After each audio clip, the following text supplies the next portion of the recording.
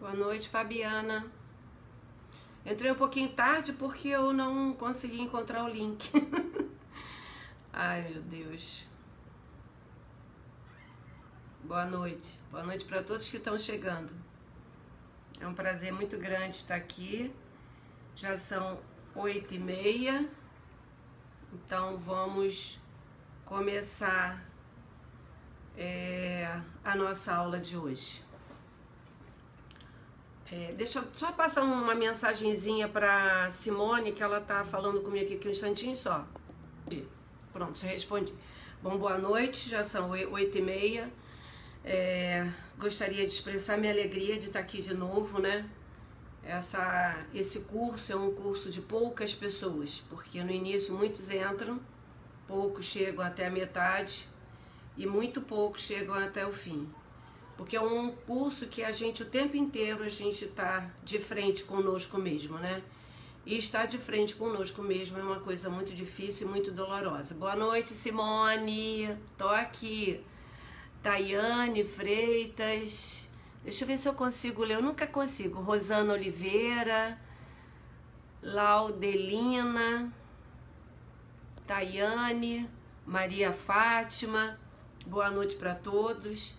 E antes de tudo, vamos começar a nossa prece, né? Vamos elevar nosso pensamento a Deus, a Jesus, mestre e amigo, a Maria Santíssima, da qual eu amo demais, nossa mãe querida, nossa intercessora, que eu seja merecedora, Senhor, da aula de hoje e que abra as minhas percepções para que eu venha dar esse curso, essa aula, esse estudo da noite de hoje, atendendo e obedecendo a programação da espiritualidade. Que a nossa casa seja reenergizada e que esses fluidos sejam expandidos para todas as pessoas que estiverem necessitando nesse momento. Graças a Deus. Eu esqueci de pegar minha água, gente. Espero que eu não fique seca. Mas quem quiser ainda dá tempo de pegar água para fluidificar. Também, se tiver esquecido, é só impor a mão em cima ou só o pensamento mesmo. Pedir para que os bons espíritos coloquem ali o remédio para o corpo e para o espírito, tá? Então, hoje nós vamos falar do capítulo 5, né?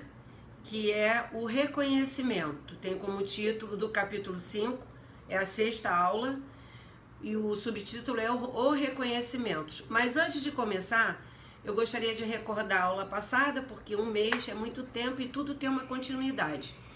A aula passada nós estávamos falando sobre as saudades que aquele grupo de Camilo tinha da sua família e dos seus amigos, e eles reclamavam muito porque eles não tinham preces, não vinha nenhuma prece desse grupo de pessoas queridas ao coração deles. E como é que eles sabiam que não havia essa prece? Porque em cada enfermaria existia um telão, e nesse telão todas as pessoas que estivessem orando com fervor, essa pessoa estaria o evangelho, tá. As pessoas, eles receberiam essa oração na hora que o telão abria. A pessoa orou com fervor, Senhor, que aquele espírito seja envolvido nas suas vibrações de amor, e eles recebiam imediatamente aquela oração. E isso não acontecia nem com seus familiares e nem com seus parentes encarnados. Eles só recebiam preces dos parentes desencarnados e pelos moradores da própria colônia. Então, desse grupo, eles recebiam as preces. E eles recebiam também visita dos seus familiares, que tinham sido desencarnados, já estavam desencarnados. E esse grupo, eles visitavam, mas não podiam ficar muito tempo. Primeiro que eles não podiam ter contato com emoção, né, em função da fragilidade do estado que eles se encontravam. E segundo, porque eles eram criminosos no plano espiritual. Então eles tinham regras, as coisas eram muito limitadas, sem abuso e sem excesso, porque abuso e excesso já tinha havido durante a encarnação deles. As únicas pessoas que eles conviviam eram com os orientadores deles durante todo o tempo, porque eles eram tutelados por eles. E tivemos também nesse capítulo, né, 2 momentos muito importantes. Um momento foi quando eles foram, o grupo de Camilo e todos os desencarnados que chegaram juntos com Camilo, né, e seu grupo, que estava na mesma caverna, eles foram convidados para uma reunião que ia ser de interesse de todos eles. Mas Jerônimo não foi, porque ele queria visitar a sua família. E ele não se sentia obrigado, só porque está trajado daquele jeito, né, que era roupa de enfermaria, de ser obrigado a assistir uma reunião que ele não queria. E esse foi o segundo grande acontecimento. Ele foi violando as regras da colônia, regras do hospital, ele violou e assim mesmo ele foi visitar a família dele na crosta, né?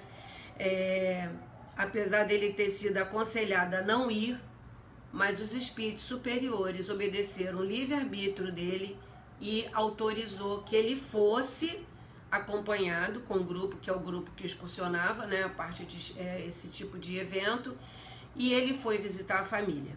E aí foi um grande fracasso, né? E qual foi o resultado dessa visita que Jerônimo fez? Foi um total desequilíbrio que ele se encontrou. Porque se no plano espiritual eles não podiam ficar muito tempo com os espíritos desencarnados para que não tivessem emoções, porque eles não tinham condições de ter emoção nenhuma, imagina... deixa eu descer mais um pouquinho isso aqui. Imagina ir ver a família. Olha a quantidade de emoções que eles estariam sujeitos. E chegando na casa dele, né, procurando Margaridinha, procurando a esposa, os filhos, ele viu que nenhum deles se encontravam e ele encontrou a casa toda diferente até que ele percebeu que ali não tinha mais as suas coisas. E aí ele foi informado por um grupo de espíritos menos evoluídos que estavam na rua que o seu filho se encontrava na penitenciária de Lisboa. Jerônimo foi, se deparou com aquele quadro e situação toda. Esses espíritos também disseram que Margaridinha estava na sarjeta no Cais do Porto, e ele também foi até Margaridinha, apesar do instrutor dizer para que ele não fosse, mas ele foi, e ele ainda ficou sabendo que a sua esposa era o próprio gigolô da sua filha. E ficou sabendo por esses espíritos também na rua, esses menos esclarecidos, que Marieta se encontrava casada, que tinha filhos doentes, vivia na miséria, passava fome, ainda era espancada por um marido alcoólatre e boçal. Ficou sabendo também de Arinda, a sua outra filha, que ela era serviçal num hotel de 5ª categoria, ela lavava o chão, areava panelas e limpava as botas de viajantes imundos. E aí, diante desse quadro todo, Jerônimo, já no seu maior descontrole, ele vira Ramiro de Guzmão, falou que não aguentava mais ver tanto descontrole, e vira para ele e fala o seguinte: basta de desatinos, irmão Jerônimo, atingiste o máximo de desobediência e voluntariedade que a nossa tolerância poderia aceitar. Regressemos ao hospital, ou desejarás, porventura, ainda sondar os passos de Marieta e Arinda? Aí você vê, né, que como os espíritos superiores têm pulso forte. Eles respeitam o nosso livre-arbítrio, mas eles têm pulso forte. E nós temos uma impressão muito equivocada do que vem a ser um espírito superior. Eles não são frágeis e nem são molengas, né? Os espíritos superiores são pacíficos, pacificadores, eles são humildes, mas eles têm aquela energia educadora, aquela energia severa de educar, que é o que é assim, sim, não, o que pode, pode, o que não pode, não pode. Os espíritos superiores são enérgicos, firmes, convictos da sua postura, porque eles não saem daquela postura, assim como Jesus o era. Jesus também era muito enérgico, Jesus era bondoso, humilde, carinhoso, era um docinho, mas quando ele tinha que ser rigoroso, ele era. Conforme na passagem de Mateus 23, de 22 a 32, que ele diz o seguinte: ai de vós, mestres da lei e fariseus, hipócritas, vós sois como sepulcros caiados, por fora parecem belos, mas por dentro estão cheios de ossos de mortos e de toda podridão. Então ali ele disse na cara dos doutores da lei, dos fariseus, ele não fez por menos. E nós não podemos confundir superioridade espiritual com fragilidade de caráter. São duas coisas totalmente diferentes.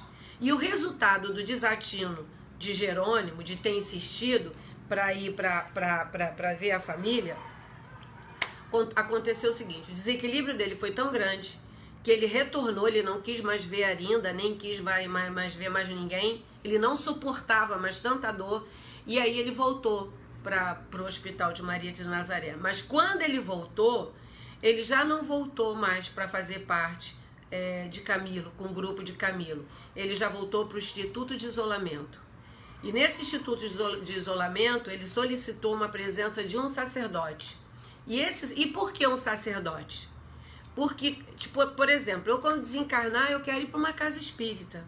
Uma pessoa que é católica, ela quer ir para uma igreja, né? As pessoas que de outras religiões, os muçulmanos, porque quando a gente desencarna, nós somos exatamente como nós somos e temos as crenças que nós temos. Então, como ele era católico, entre aspas, né?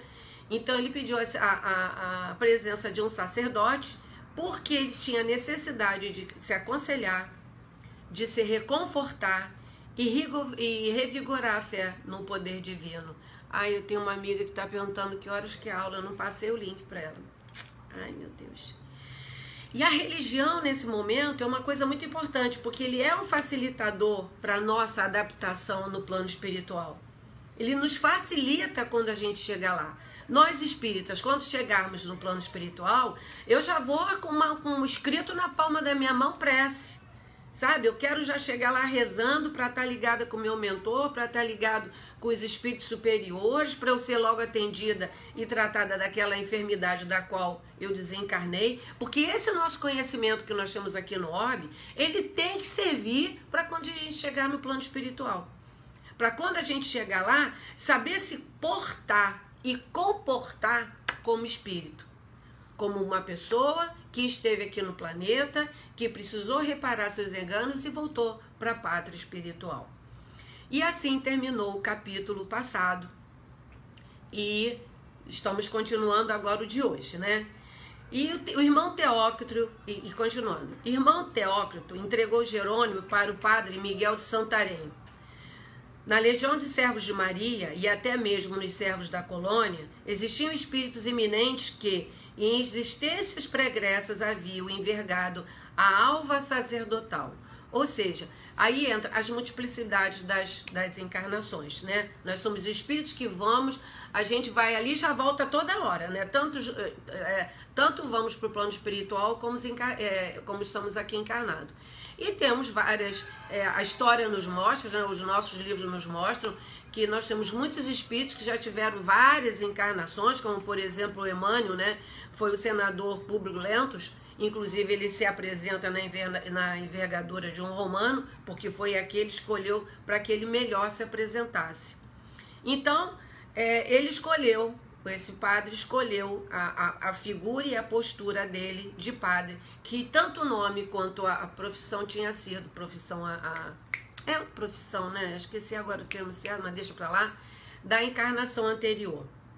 E quem tem evidência, a gente consegue ver nos trabalhos mediúnicos da casa, que como a gente vê freiras no mesmo ambiente, freiras, padres, franciscanos, hindus, nossa, como tem hindus. Nosso trabalho aqui junto com Maria de Nazaré, né, que nós somos suas servas e seus servos, graças a Deus, tem muitos hindus agora nesse momento, porque ela trabalha com uma quantidade de hindus muito grande também. E aí nós vamos ver quem era o padre Miguel de Santarém.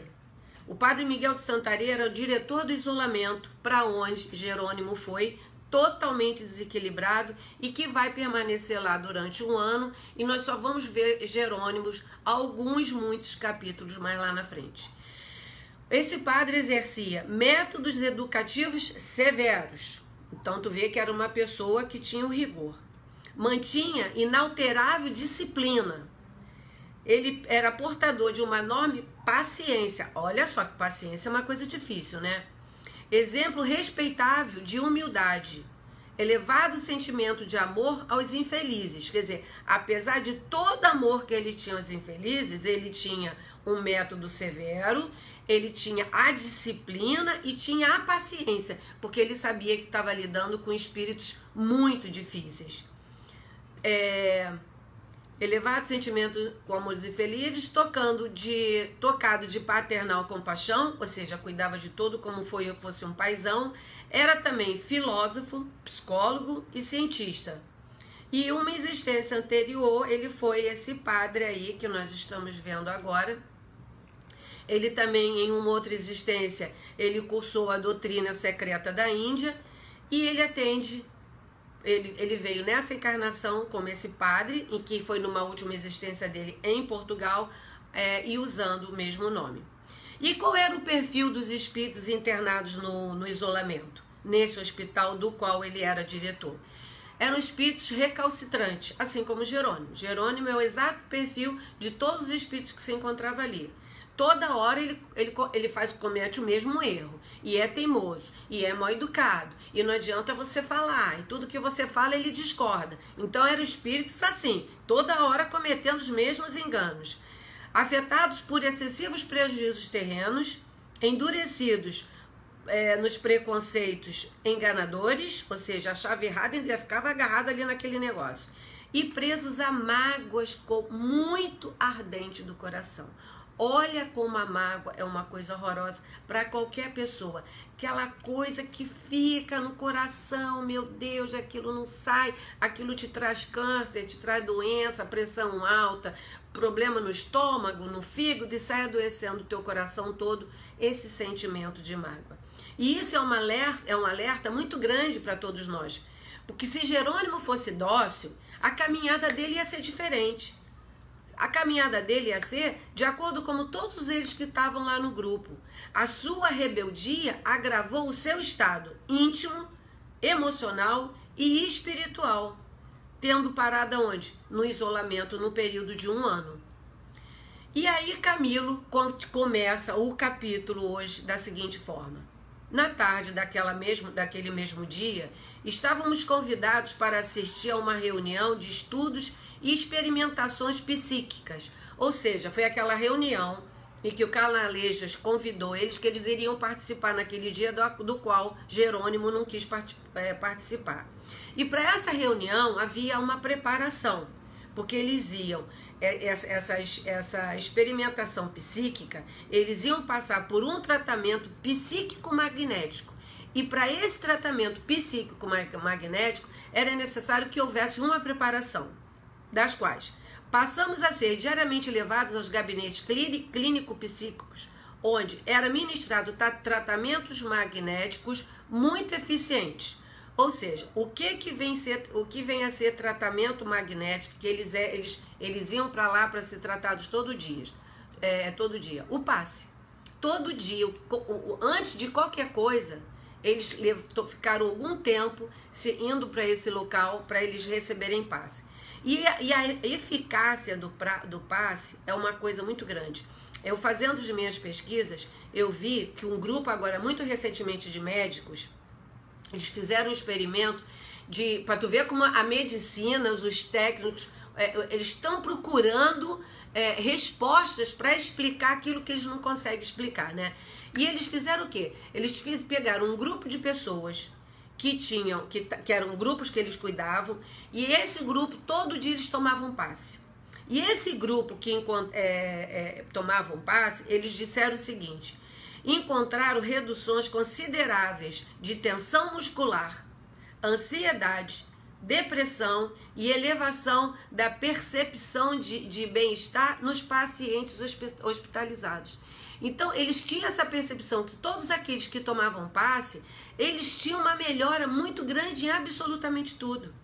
Para você ver, e é uma ferramenta que a gente tem que usar muito. A água fluidificada é outra ferramenta que a gente tem que usar muito. A prece, elevar nosso pensamento a Deus, ao nosso mentor, ao nosso guia, anjo da guarda, cada um use o nome que mais gostar, para que a gente possa ficar mais afinizado, para que a gente possa suportar maior as nossas provações aqui. E o passe, a água fluidificada, estarmos aqui nesse momento, nossa, como eleva todo o estado nosso. O nosso estado emocional, o nosso estado psíquico, o nosso estado espiritual, inclusive.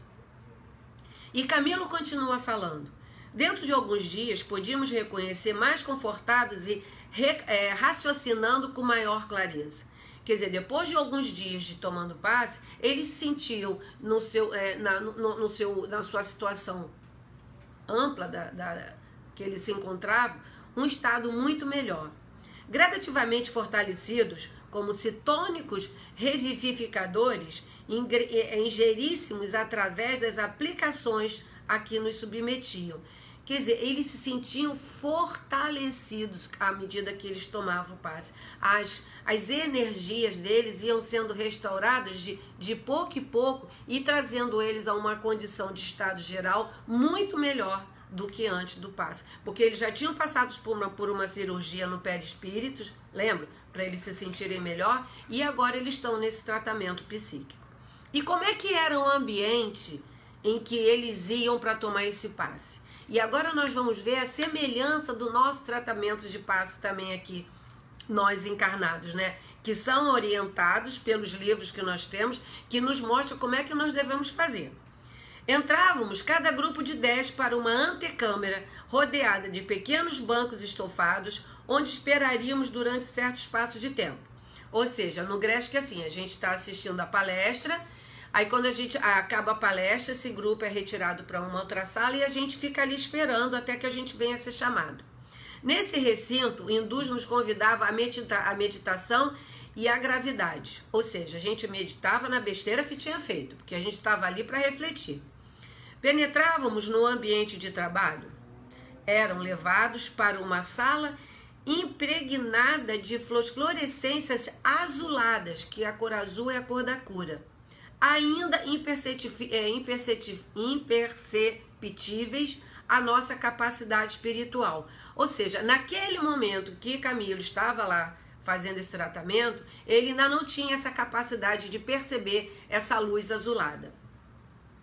Pequenos coxins orientais, em tessituras semelhantes à pelúcia branca, e dispostos eles eram colocados em semicírculos, aguardávamos indicando que deveríamos nos sentar. Ou seja, eles entravam nessa sala, eles eram colocados em um semicírculo e tudo eles tinham que obedecer aos comandos dos hindus. Era impregnado, ao sentar, era impregnado de unção religiosa, a qual atuava poderosamente sobre as nossas faculdades. Nas primeiras vezes fomos mesmo cometidos de invencível sonolência que nos provocou um estado de semi-inconsciência. Os operadores indicavam-nos os semicírculos, porque eles entravam de 10 em 10, mas esses semicírculos eram feitos só de 5. Então ele era indicado para cada semicírculo aquele grupo deveria fazer. 5 desses médicos espirituais postavam-se atrás, distanciados uns dos outros por espaços simétricos, uniformes, até atingirem um em cada extremidade do semicírculo.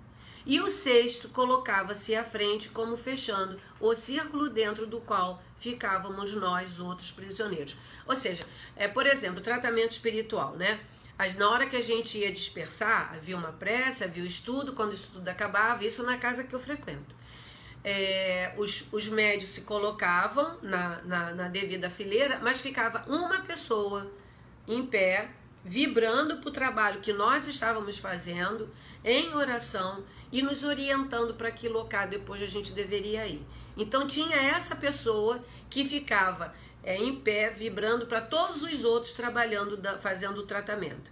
E aí inicia-se o tratamento com os psiquistas hindus.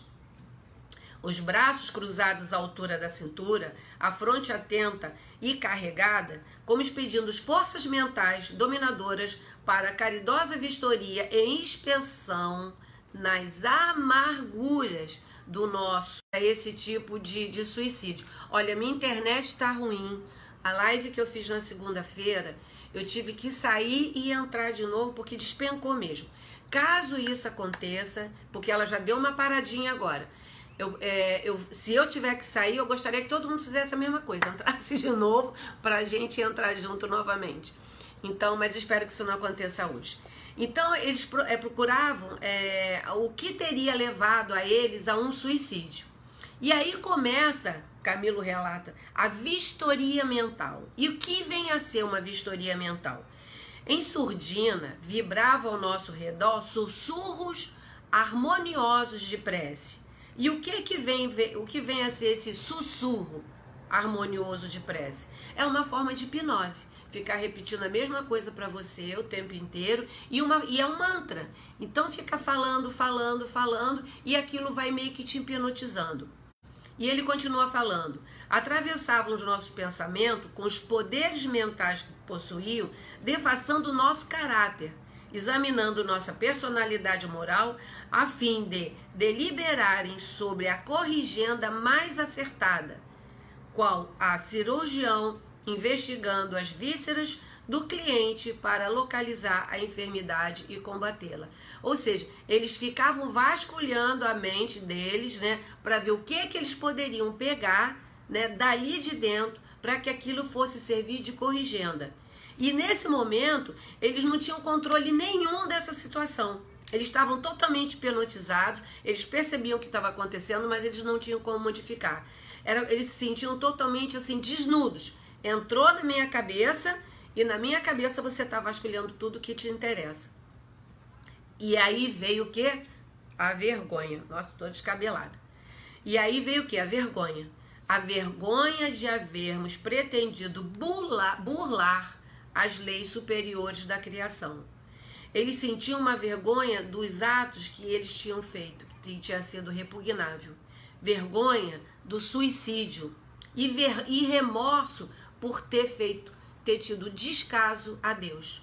Então todo aquele processo que ele sentiu, aquela invasão que ficava na mente dele, no mesmo momento que eles estavam sendo invadidos, no mesmo momento eles estavam se sentindo envergonhados de tudo aquilo que estava acontecendo, se sentindo desnudo porque não tinha pensamento que eles não conseguiam enxergar e os pensamentos deles não eram o que tinham de melhor.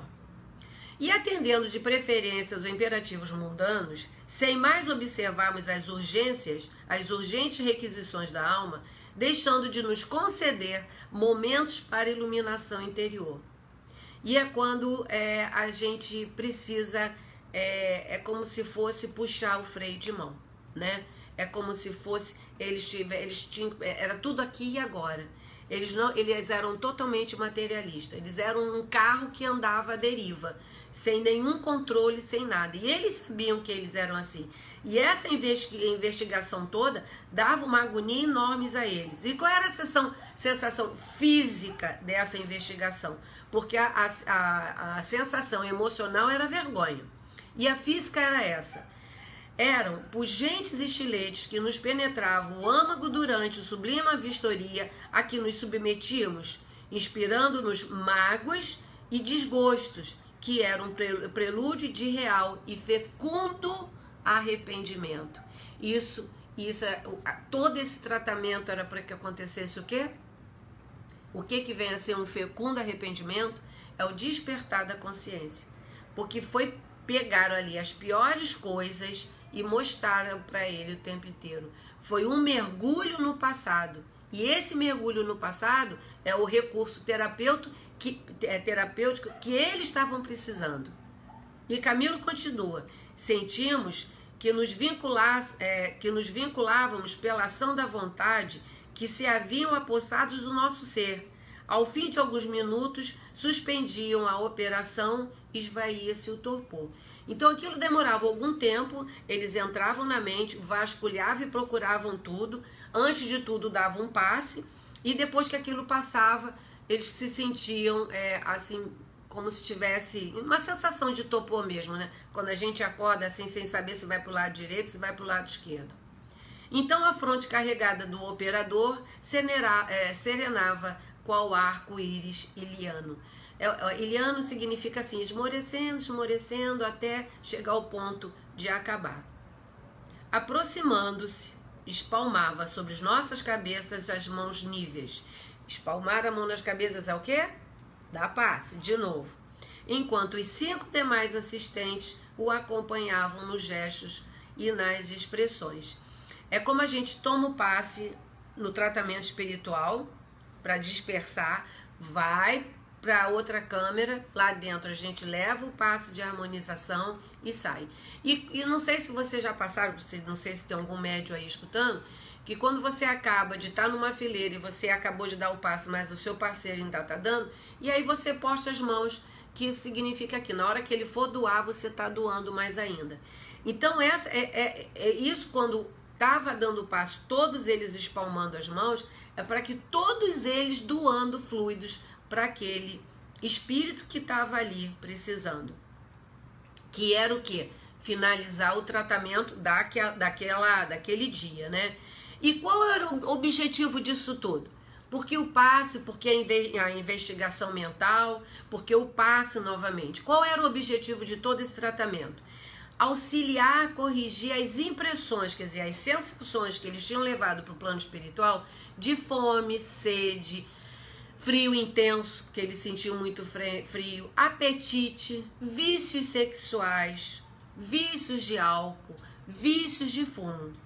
E tais repercussões e efeitos produziam desequilíbrios chocantes nos sentidos espirituais, interceptando possibilidade de progresso na adaptação.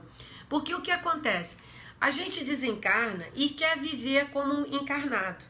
A gente chega no plano espiritual procurando uma feijoada, uma carninha, quer sexo, quer tudo. Isso que a gente tem que aprender aqui no plano de encarnado. A gente tem que aprender, porque nós somos pessoas de hábito, e pessoas a gente tem hábito de acordar, tomar cafezinho, outros fumam, outros... Quando chegar no plano espiritual não tem nada disso não. A gente vai ter que aprender a viver como espírito, né? E exatamente esse tratamento que eles estavam fazendo era justamente para aprender a viver como espírito, tirar todas aquelas sensações do corpo que era físico, porque o perispírito, ele é um corpo material sutil. O perispírito é o corpo do espírito. Quem quiser mais se aprofundar nisso, tá? A Evolução em Dois Mundos, né? E também tem no Livro dos Espíritos. É um corpo que tem as sensações, né? Você se sente cansado. Quantas pessoas chegam na mesa mediúnica se sentindo cansado, se sentindo com fome, querendo respirador, que não está conseguindo respirar porque desencarnou de Covid, né? As pessoas desencarnam com todas aquelas sensações do desenlace mesmo. E aí depois disso tudo começa o exercício. Me aumentou a falar aqui. Precisamos perder muitos hábitos que não é necessário ter. Não precisamos ficar habituando a dormir com 2 travesseiros ou 3 travesseiros, porque chega no plano espiritual, a gente não sabe nem se vai ter um travesseiro, quanto mais 2. Precisamos perder o hábito do cafezinho, que é o meu caso. Adoro um cafezinho. Eu já acordo de manhã com a boca agarrada na mesa, querendo meu café da manhã. E esses hábitos a gente vai ter que começar a tirar. Os vícios de excesso de ginástica, excesso de sexo, excesso de comida, excesso de bebida, porque a gente tem que chegar no plano espiritual como espírito. Porque já estivemos aqui como encarnado e já tá bom. E prosseguindo. E isso tudo era o quê? E aí ia começar o quê? Os exercícios de educação mental. Para que serve o exercício de educação mental? Para fortalecer o quê? O pensamento. Fortalecer o pensamento para quê? Para varrer da mente, para limpar da mente, esvaziar da mente todas as impressões dos hábitos. Olha só, se a gente consegue fazer isso encarnados, a gente já chega no plano espiritual, gente, vai ser bem mais fácil para a gente continuar a nossa vida lá. Porque todo esse tratamento que eles estavam tendo é para eles perderem aquelas impressões de tudo aquilo que eu falei lá em cima, que são os nossos hábitos, porque somos pessoas de hábitos. Os encarnados são pessoas de hábitos. E temos que começar a escolher quais são os hábitos que podemos agora não mais ter. E temos muitos hábitos que já podemos não ter. Se a gente vasculhar a nossa mente, procurar no nosso pensamento, nós vamos encontrar coisas que agora, exatamente agora, já podemos tirar da nossa vida. E não era só varrer os hábitos de vícios, varrer os instintos, porque deixa eu ver aqui que eu rodei.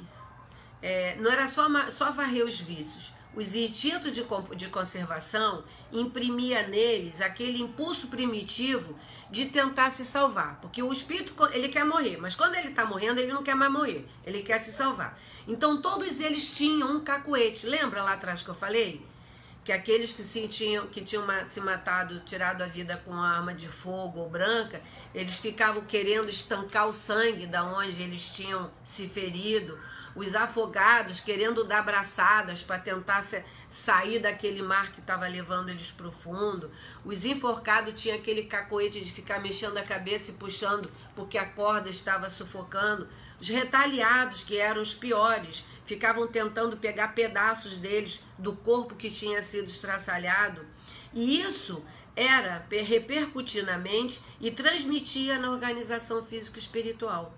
Então era preciso que eles se educassem, para que eles tirassem isso da mente, para que isso não fosse repercutir no perispírito deles. Porque eles já estavam desencarnados, eles não tinham mais o corpo físico e não era mais necessário ter nem cacuete. Porque o encarnado, você já acabou com a sua vida, você não precisava ficar estancando um sangue que já não existia mais, não é? E isso aqui eu já falei. E para isso também, essa constituição do perispírito e tudo isso que eu falei agora também pode ver na evolução dos mundos. E qual era a importância do exercício da educação mental? Qual era a importância disso tudo? Porque tudo no plano, tudo na vida, tanto encarnado quanto desencarnado, tudo tem um plano, tudo tem uma importância, nada é à toa. E a importância desse exercício, dessa educação mental, era para autolibertação dos vícios que se estabeleceram em decorrência do suicídio. Todos aqueles caguetes, todas aquelas manias, e isso, por isso que eu falo, nós podemos, encarnados, tirarmos os nossos vícios, porque olha só, a trabalheira que eles estão dando no plano espiritual e até para eles mesmos.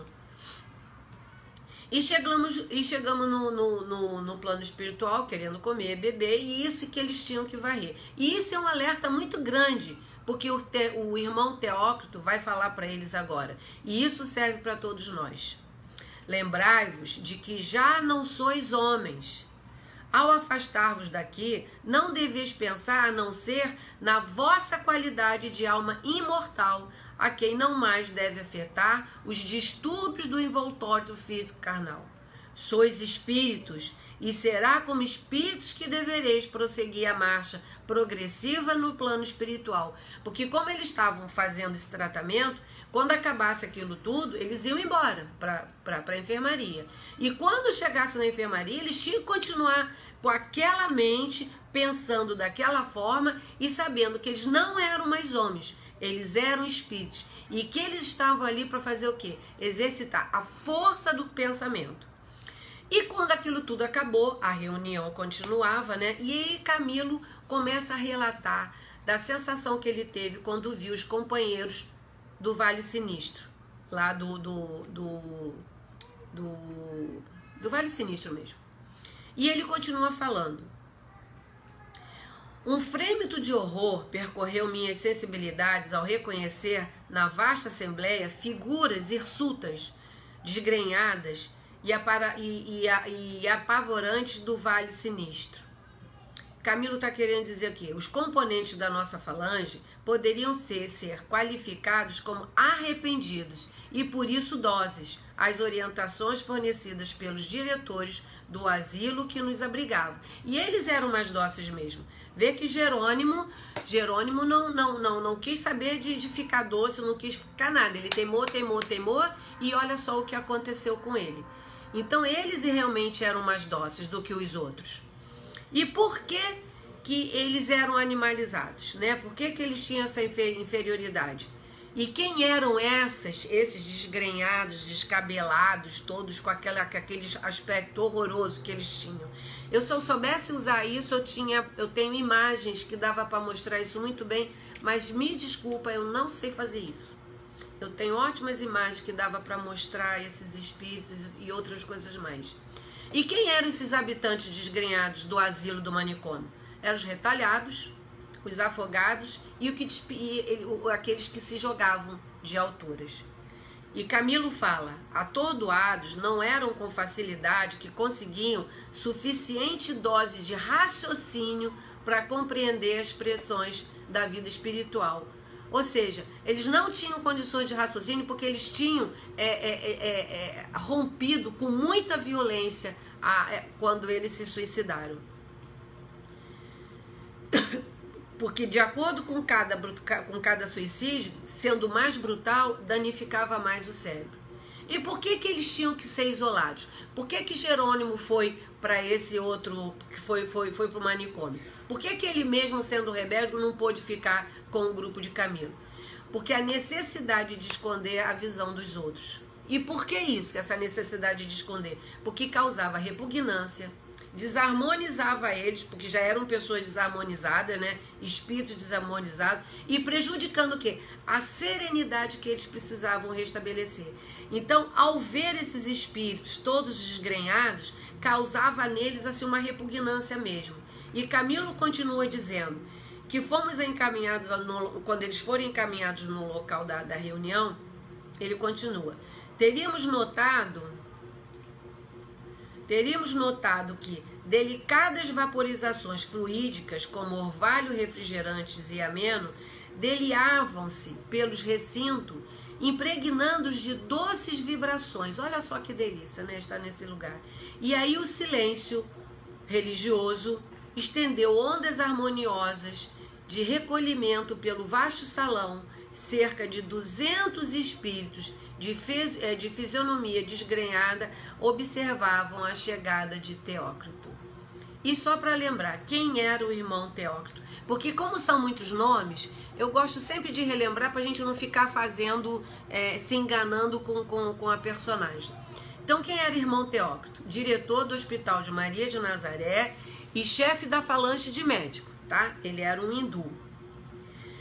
O diretor fez a prece e depois informou a todos a situação de espíritos desencarnados, o que então para a maioria era motivo de confusão mental. Ou seja, ainda mais os que vinham do manicômio, eles não tinham noção que tinham desencarnado. Então eles foram avisados, você desencarnou. Quer dizer, ele que já estava perturbado, ficou mais perturbado ainda. E muitos não sabiam mesmo que tinham sido desencarnados. Vê Jerônimo, quando ele foi ver a família, ele não tinha noção que tinha desencarnado. Ele foi ver a Margaridinha, foi ver todo mundo, foi levar ramalhete de flores para a esposa encarnada, quer dizer, totalmente sem noção da condição dele. E Camilo continua, levantando-se, o diretor fez breve e emocionante saudação a Maria, apresentando-nos reunidos pela primeira vez para uma invocação.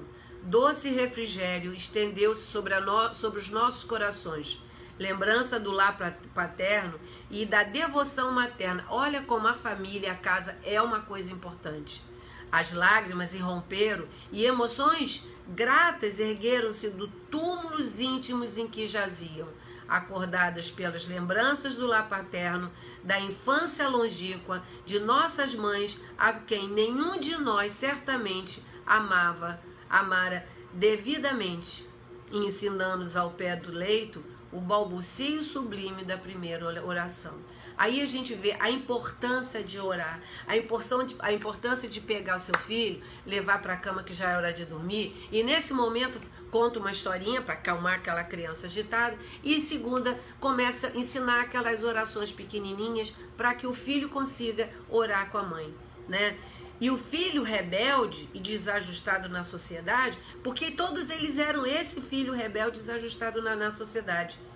Eram filhos que não foram evangelizados, não tiveram, e o que acontece? Filhos não evangelizados é trabalho dobrado. Meus filhos são evangelizados, frequentam palestras, que agora é tudo virtual, e esse mesmo na adolescência deram um trabalho danado. Outro dia eu tive uma amiga que me ligou dizendo como é que pode, que o filho fez evangelização desde quando nasceu e agora na adolescência ele está muito trabalho. Porque se ela acha que está dando muito trabalho agora na adolescência com a evangelização, imagina se ele não tivesse a evangelização. Aí realmente é um trabalho dobrado. E aí a gente vê a importância de orar com os filhos desde cedo. Porque na hora que você está numa situação desagradável, você lembra da mãe, você lembra da prece e você lembra de Deus. Então, quem tem seus filhos pequenos ou netos, a importância da evangelização infantil é muito grande para a constituição moral do ser. E a gente evangelizar nossos filhos é uma obrigação que nós temos perante a Deus. E aí começa a doutrinação terapêutica moral. Ações decisivas sobre a reeducação. Na primeira aula, fomos submetidos a operações tão melindrosas, levando a efeito em nosso senso íntimo.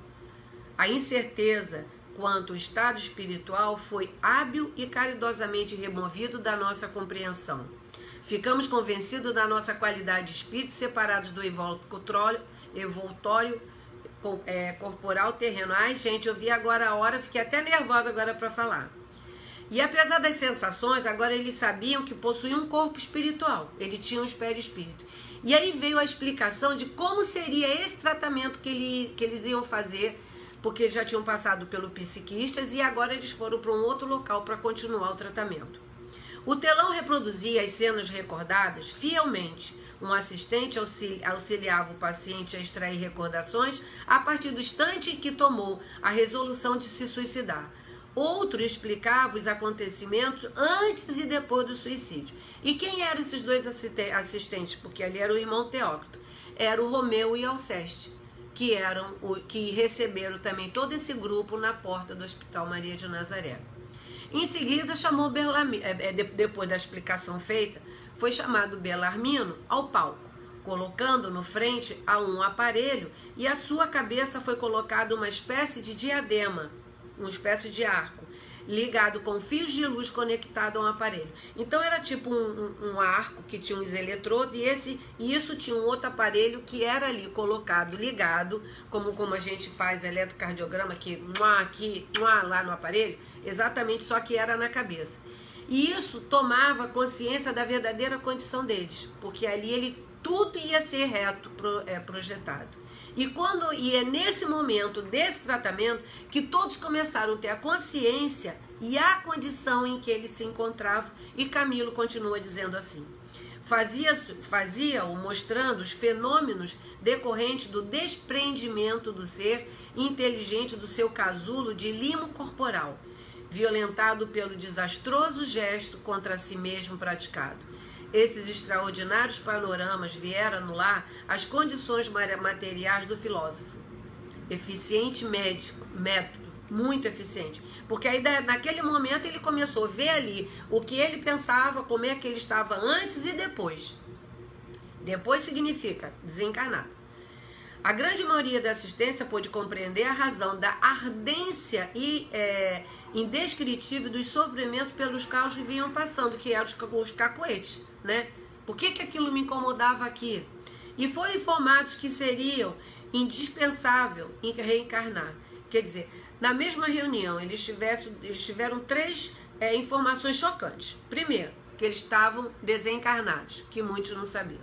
2, que eles iam desencarnar, que eles iam encarnar de novo. E 3, já foi avisado que seria uma experiência dolorosa em função dos atos cometidos, né? Porque eles tinham danificado o perispírito. E como eles teriam danificado o perispírito, certamente, numa grande maioria, de um grande formato, o espírito vem com deficiência naquele órgão em que ele danificou. Né? Mas todos vêm dessa forma, com deficiência física ou mental? Não. Nós temos o caso da dona Ivone, que ela teve 2 suicídios, mas ela não veio com deficiência, mas a vida dela foi um longo caminho difícil. Ela não teve casa, não teve filhos, ainda teve Charles, o pai anterior dele, que era um orientador severo e austero. Teve a mediunidade, somente a mediunidade como fonte de alegria e a doutrina espírita. O trabalho dela foi o mais importante do que ela ter vindo deficiente. Então o trato dela no plano espiritual, e isso eu também não sei explicar, cada um vem com a sua reencarnação, com o seu programinha feito. Tu não vais vir deficiente, mas tu vais dar toda a sua existência para a doutrina. E não terás nada, nem o direito de reclamar. Tadinha. E ela foi até o fim e conseguiu. E em pouco mais de 2 meses fomos alertados quanto à urgência da necessidade de autorreforma. Ou seja, reforma íntima, porque eles tinham que reencarnar, né? Precisavam reencarnar logo. E mostraram para eles como tinha sido todo aquele período que o cordão deles tinha sido rompido, que esse período eles tinham que repor. Do período que eles tinham cometido suicídio, o que eles teriam que viver, eles teriam que ter uma outra encarnação nesse mesmo espaço de tempo que eles tinham cortado a encarnação deles na vida passada. E Belarmino aí então diz: sim, meus amigos, eu sou imortal. Acabo de positivar, sem sombras de dúvida em mim próprio, a existência concreta do meu eu imaterial, do ser espiritual que me neguei. Mas só aquela certeza constituiu para mim uma grande conquista de felicidade. Eu sou imortal. E repetiu isso 2 vezes. Belarmino, ele era adepto da doutrina filosófica de Auguste Comte. Para quem, só para esclarecer, Auguste Comte foi um filósofo francês, foi o primeiro a sintetizar a teoria do positivismo. E o que é essa teoria? Defende a ideia de que o conhecimento científico seria a única forma de conhecimento verdadeiro, ou seja, não existia mais nada. E aí vem as considerações de Camilo. Camilo termina daqui para frente, esse capítulo, ele tecendo 10 considerações em função do pouco tempo. Eu só vou ler, não vai dar para explicar todas. A primeira, Camilo faz as considerações. É o homem um composto tríplice natureza, humana, astral e espiritual, isto é, matéria, fluido e essência. Vivendo na Terra, o homem é um espírito encarnado num corpo de carne. Ou seja, perispírito é um corpo mais sutil, mas enquanto aqui encarnado ainda tem corpo, espírito e perispírito, né? Um espírito volta várias vezes a tomar novos corpos carnais, exatamente como este é levado a trocar a roupa muitas vezes. Ou seja, eu vim como Serrana, na próxima vez eu veio como Joãozinho, na anterior eu vim como Matilde, e a cada vez que a gente vai trocando de roupa para que a gente possa vivenciar novas experiências no novo corpo, para a gente resgatar e reparar os enganos do passado. Eu disse que eu não ia explicar, esqueci. O suicida é um espírito criminoso, falido nos compromissos que tinha para com as leis estabelecidas pelo Criador. O espírito de um suicida voltará a um novo corpo terreno em condições muito penosas de sofrimento, e o irmão Teócrito já tinha dito isso lá. A volta de um suicida a um novo corpo carnal é de lei, ou seja, não tem como isso fugir. Terá que repetir o programa terreno que deixou de executar. Ou seja, todo aquele espaço de tempo, tudo aquilo que você vinha fazer e não fez, você vai ter que retornar, começar do ponto que você parou e continuar à frente e concluir, porque vai ter que concluir de alguma forma. Se tantas vezes se suicidar, vai retornar para chegar naquele momento para voltar tudo novamente. Sucumbindo ao suicídio, o homem rejeita e destrói ensejo sagrado para a conquista de situações honrosas e dignificantes para a própria ciência. Ou seja, se eu vim como um médico, uma pesquisadora, para chegar nesse momento de pandemia, eu ser a pessoa que eu ia descobrir a vacina da cura da doença, aí eu resolvo ficar deprimida, acho que a vida não presta, eu vou e me mato. E o que eu vim fazer? Como é que vai ser? É claro que o que eu vim fazer, se eu não fizer, vai ter milhões de pessoas para fazer. Mas aquele compromisso era meu. Eu que tinha o compromisso na minha encarnação de fazer a vacina que traria a cura dessa pandemia.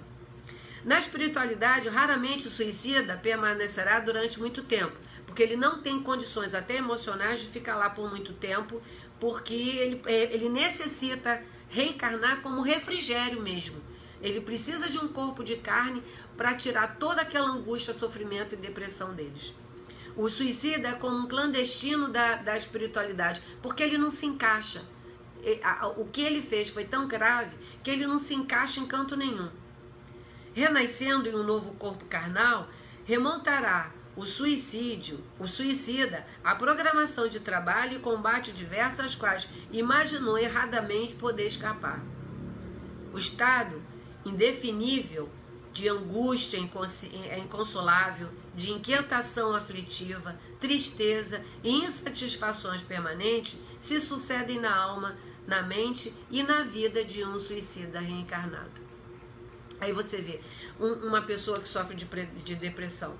Não sabe nem por que está com depressão. A pessoa acorda assim, gente, minha vida está ótima, minha vida está boa, tá dando tudo certo, mas eu tenho aquela angústia dentro de mim, eu tenho aquela ansiedade, eu tenho medo. Outro dia uma pessoa me passou uma mensagem, o que ela fazia com aquele medo. Ela não sabia explicar o porquê que sentia tanto medo. E isso está tudo a resposta nas vidas passadas. E a gente tem que falar o quê? Minha filha, ora, peça a Deus forças, né? E procura arranjar coisas que te felicite, porque o medo vinha nitidamente de situações pretéritas dela. Ah, tá. Silvana está sendo a primeira vez que está assistindo. Seja bem-vinda ao grupo, é um prazer muito grande estar aqui. Depois você entra em contato com a Simone, que as outras aulas estão no site, que você poderá ver desde o primeiro capítulo, tá? Seja bem-vinda, querida. E Camilo fecha a lição da seguinte forma. Cedo compreendemos que, na espinhosa atualidade que vivíamos, um roteiro único apresentava-se como recurso a possíveis suavizações. Aí, voltando. Cedo, eu estou pensando no que a moça falou. Cedo compreendemos que, a espinhosa atualidade que vivíamos, um roteiro único apresentava-se como recurso a possível suavização a porvir cuja distância não podíamos prever. Submetemos-nos aos imperativos da lei que havíamos infringidos. Observamos conselhos e orientações fornecidos por nossos amorosos mentores, deixando-nos educar e guiar o sabor do seu autocritério. Quer dizer, eles entregaram a vida deles, eles se deixaram guiar. Não eram mais relutantes e nem queriam ficar de achismo. Fiz tanta besteira, coloco minha vida em suas mãos. Como ovelhas submissas e desejosas de encontrar o consolo supremo de um aprismo, né? E eu gosto muito dessa frase de Emmanuel que ele diz: problema resolvido é progresso e barreira ultrapassada é evolução. Então é para isso que nós viemos aqui, para evoluir, para crescer, para aprender como fazer certo. Muitas vezes nós vamos estar em expiações, porque a gente vai ainda estar no primeiro momento de reparação dos enganos que nós cometemos, ou nós estamos em prova. Estamos fazendo o quê? Vendo que aquilo que nós achamos que sabemos, se nós já sabemos mesmo que podemos passar a página, e muitas vezes estamos em provas e em expiações. Mas, de qualquer forma, nós temos que agradecer por estarmos aqui. É um grande presente, um quase perdão de Deus, conforme diz Emmanuel, estarmos encarnados com a possibilidade de estarmos aqui reparando e quitando situações enganosas. Com a oportunidade de sairmos daqui melhores de quando entramos, de podermos estar sendo úteis nesse momento de pandemia, né, para muitas pessoas que escutam esse áudio, pessoas que através de vocês são consolados pelo conhecimento já adquiridos. É um presente estarmos aqui. Não vamos desperdiçar esse presente que Deus nos deu. Vamos fazer nossos dias felizes, dias de paz, dias de amor. Vamos valorizar a nossa família, que nesse momento é um momento que todos têm que estar juntinhos, em família. Não é à toa que Deus colocou todo mundo presinho no mesmo lugar, que é pra gente se ajustar, pra gente aprender a amar, pra gente aprender a calar, pra gente aprender a resiliência. Cada um tá na sua prova, cada um sabe, nesse momento, se for vasculhar a mente, qual é a situação que você se encontra e que precisa exercitar. Nós só conseguimos passar de ano se a gente estudarmos as lições e fizermos elas bem feitas. Então, tem mais coisinha aqui, mas não vai fazer falta. A nossa próxima aula, querida, você que está entrando hoje pela primeira vez, vai ser dia 29 de junho, vai ser o capítulo 6, a comunhão com o alto. Então você está convidada. Todos nós estamos muito felizes de você estar ingressando ao nosso grupo. Uma boa noite e um até já. Até dia 29 de junho. Vamos elevar agora nossos pensamentos a Deus, a Jesus, a Maria Santíssima, essa mãe querida que intercede por todos nós. E te rogo, Maria, interceda pela humanidade, interceda por todas as nossas famílias, interceda por todos nós. Interceda, Maria, que nós consigamos passar por esse momento difícil que o nosso planeta se encontra. Sabemos que é uma grande oportunidade de estarmos aqui. Nos mantenha a nossa fé, a nossa força, nosso equilíbrio, que nós consigamos cada vez ser sim, sim, não, não. Que cada vez, Senhora, consigamos sermos merecedores desse seu amor. Peço que os bons espíritos fluidifiquem nossas águas, colocando ali o remédio tanto para o corpo quanto para o espírito.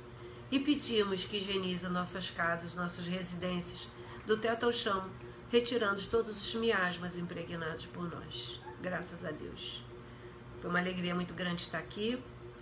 Obrigada por tudo, obrigada pelo convite, obrigada pela parceria com vocês. Eu adoro ver, só subindo frases, eu não consigo ler nada, mas depois eu vou ler tudo. Um grande beijo no coração de todos vocês. Um grande beijo, Simone, no seu coração e na família Gresk. E obrigada mais uma vez pelo convite. Graças a Deus. Eu só preciso aprender a botar o nome. Mas um dia você vai me ensinar, né, Simone?